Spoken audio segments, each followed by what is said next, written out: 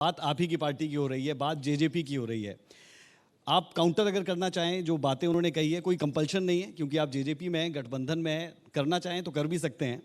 और आपसे मेरा जो पहला सवाल रहेगा वो ई टेंडरिंग को लेकर रहेगा, क्योंकि वो एक ऐसा हॉट सब्जेक्ट बना जिस पर आपके भी बहुत से बयान आए, जिसे लेकर बहुत सी बातें कही गई। तो उस पर आप पहली टिप्पणी सूर्या कॉन्क्लेव के मंच पर जरूर दें। देखिए, कोई ई टेंडरिंग की जो प्रणाली है कोई नई नहीं है।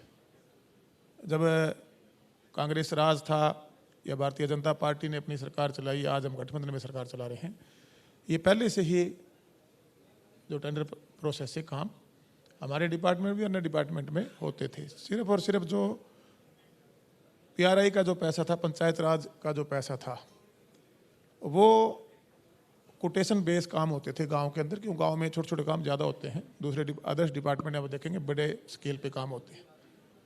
लेकिन जब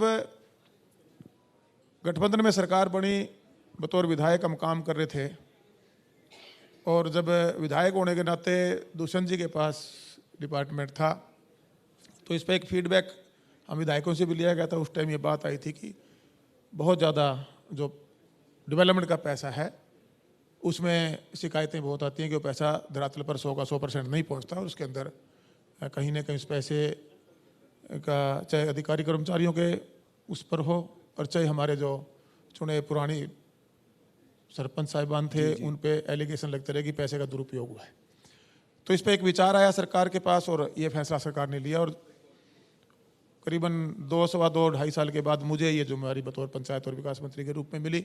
उस टाइम ये एप्लीकेबल, उस टाइम पंचायतें नहीं थी, डिपार्टमेंटली काम करवाए जा रहे थे।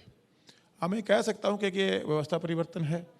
और जो बार बार शिकायतें जो पैसे के दुरुपयोग की थी, तो जो टेंडर प्रोसेस से काम होंगे, ई टेंडरिंग की जो हम बात करते हैं, उसमें एक समयबद्ध तरीके से अकाउंटेबिलिटी आती है।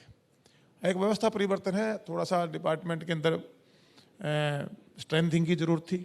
उसको भी सरकार ने फैसले लेके आप देखेंगे पिछले दिनों भर्तियां हुई हैं, अभी धीरे धीरे करके उसमें काफ़ी हम इम्प्रूवमेंट कर रहे हैं।